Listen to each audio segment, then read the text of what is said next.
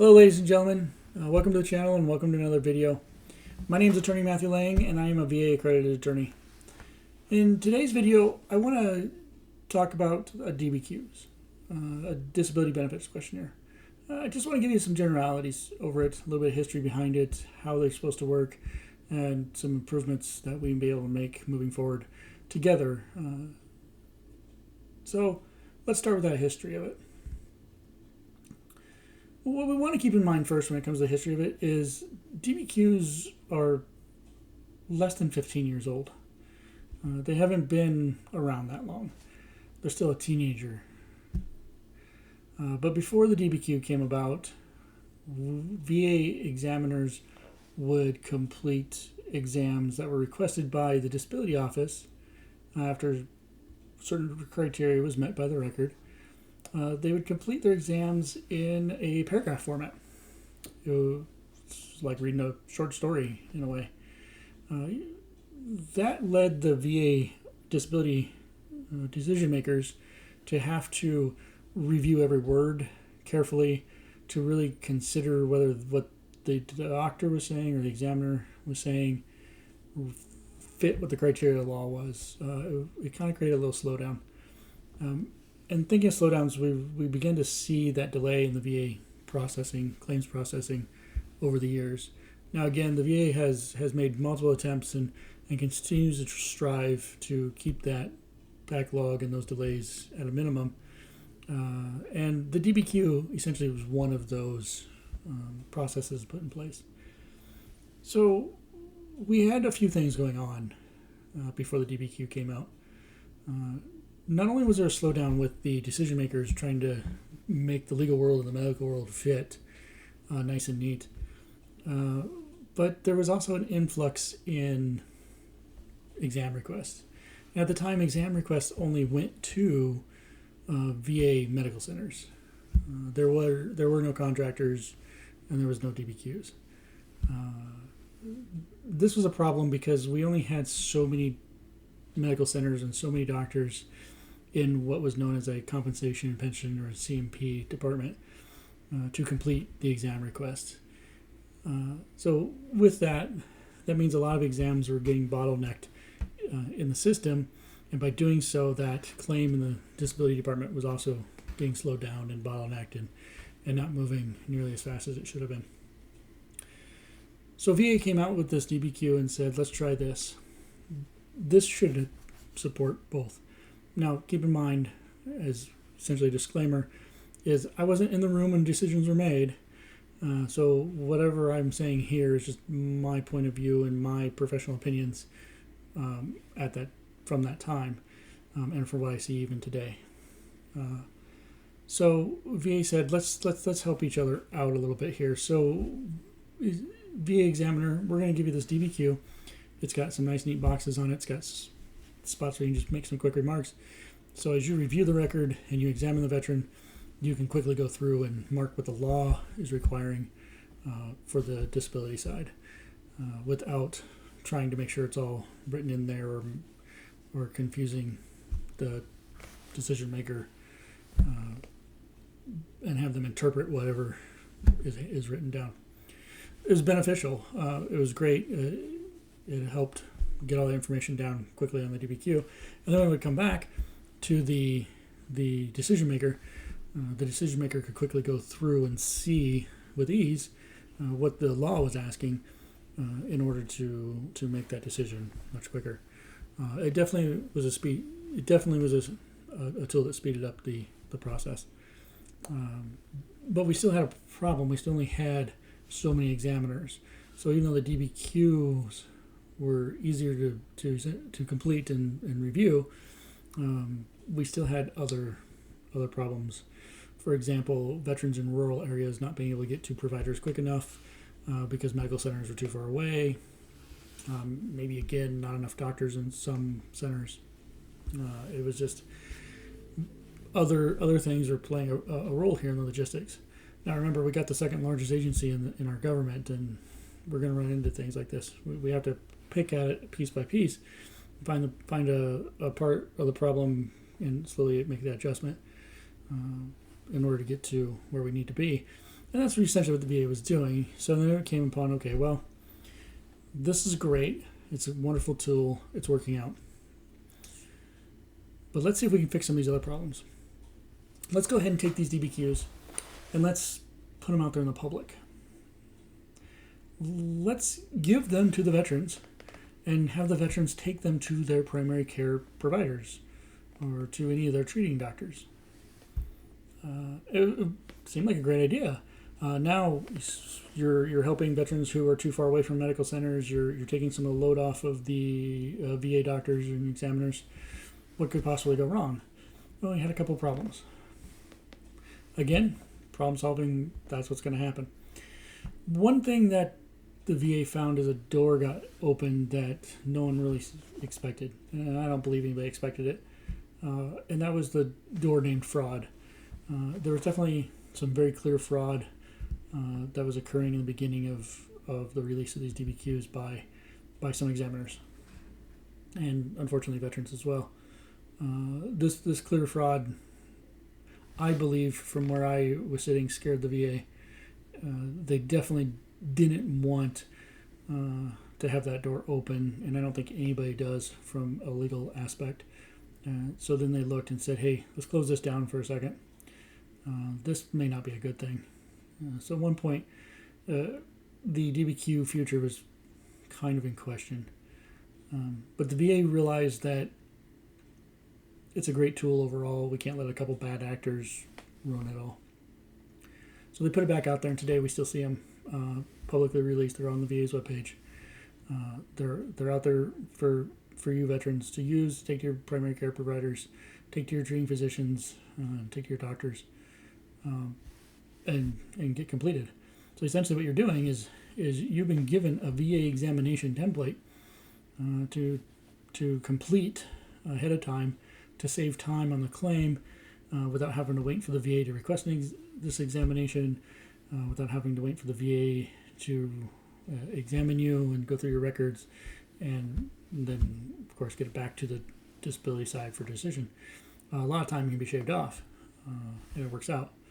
So we have that out there. But one other problem that kind of crept up that I really can't imagine anybody noticed was going to even happen or expected either was the idea that veterans, again, from my perspective, were running into physicians, doctors, that didn't want to complete the DBQ. For whatever reason, I couldn't even give you any idea of the reasons why, but they weren't wanting to complete them.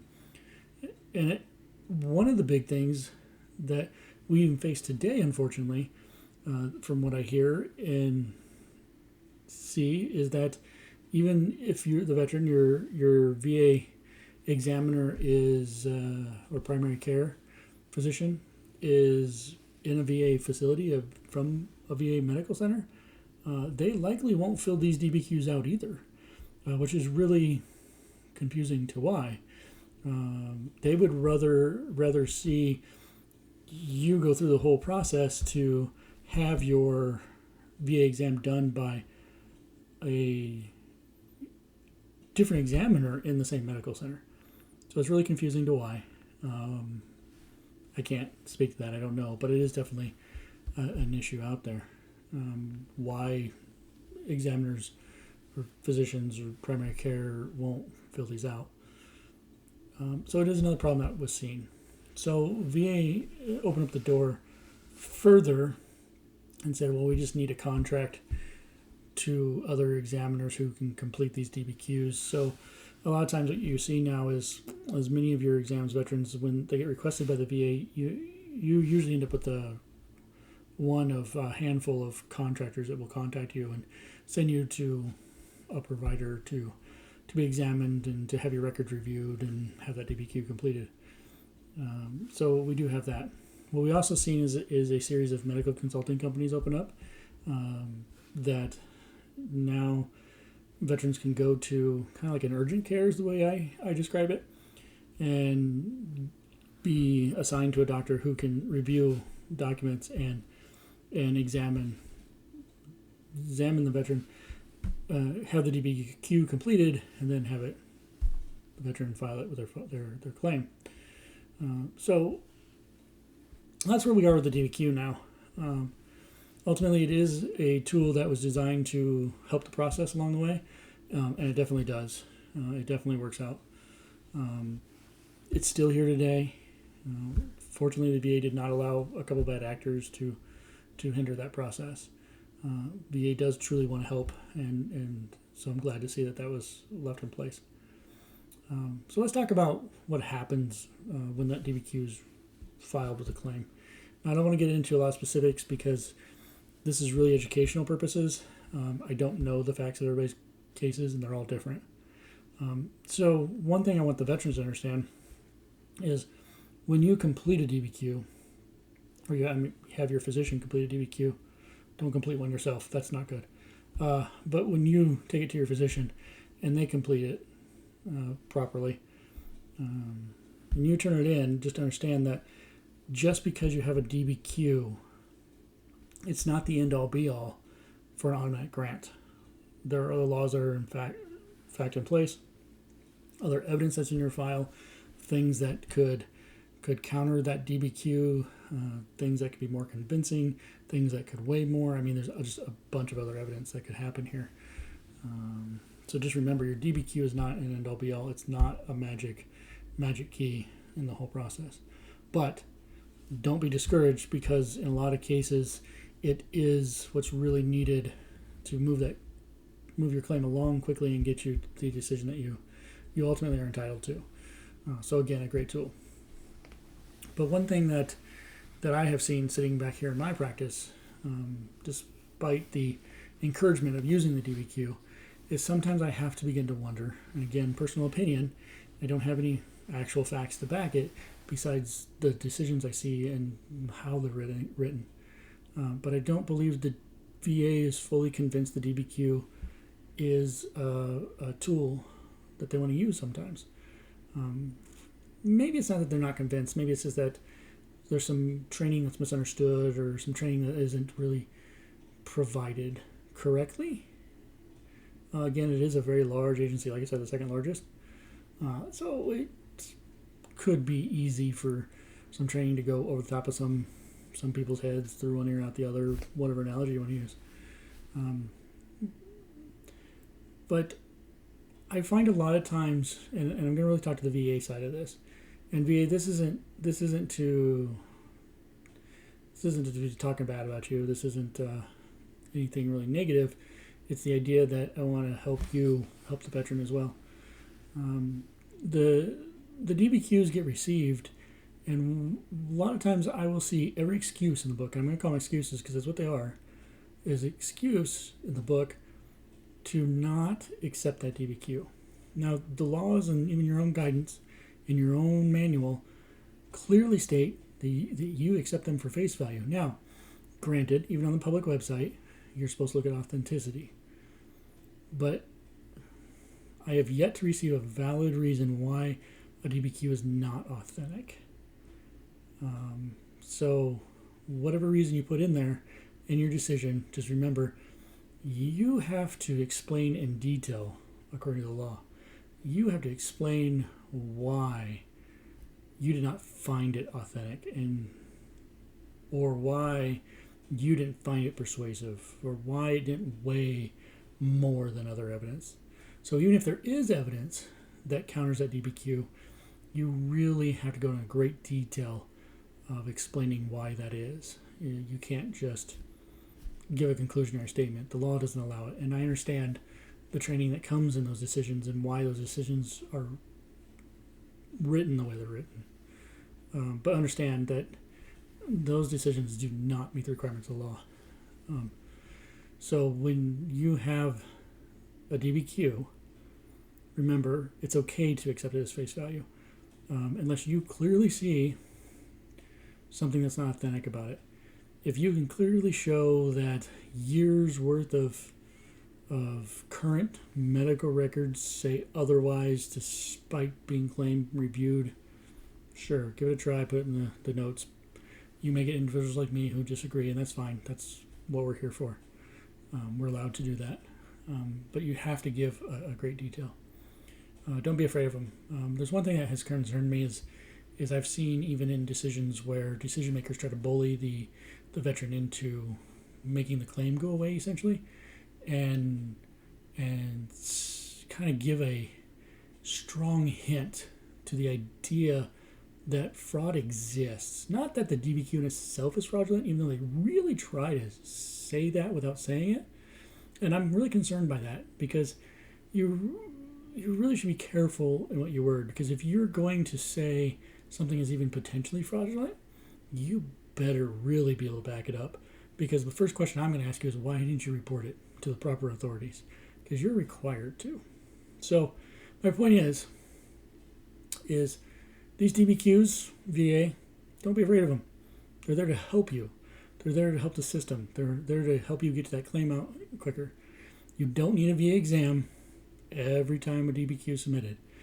And another thing, you might want to review your manual or tell your VSRs too as well, because our decision makers, you might want to tell your VSRs as well, because the manual is not being followed.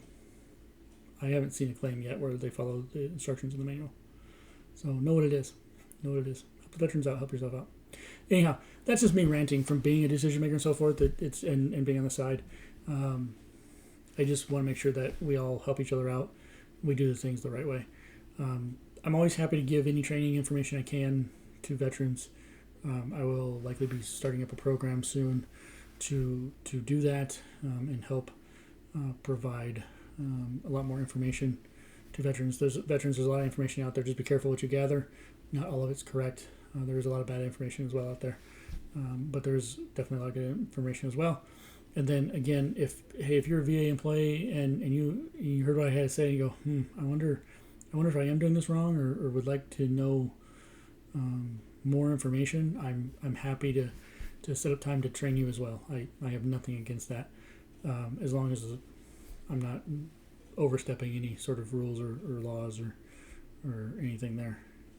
So just know that these channels again are for the purposes of all of us helping each other out and getting the benefits the veteran needs and not hindering their lives any further than they need to be.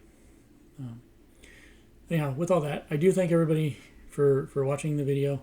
I am working with a different camera setup and I do feel awkward, so I'm hoping that it doesn't look like I'm looking off the screen too much by any means, but I've realized I have to really get used to technology, as this YouTube thing is still new to me, but we'll work on it. If you've got any tips on that, I do enjoy learning as well, so feel free to throw those in the comment. Anything you've got, if you disagreed with something, that's fine too, throw it in the comment. Just be polite and professional about it, that's all I ask. It's okay for us to disagree. It was one of the greatest things I learned in law school, was we can be friends and still be opponents at the same time. So anyhow, remember, DBQs, vital tool if used correctly. They're there to help everybody out. Veterans, please feel free to go get those DBQs if you desire as such, but just know facts of the case can change things and doesn't make it an all be all. And VA, please don't come up with excuses to not utilize that DBQ or review it. If you don't feel that that the law would accept that DBQ, you give me a narrative. Give me a narrative. Don't give me a conclusionary statement. Anyhow, thank you again. I look forward to more of these talks in the future and to our next video.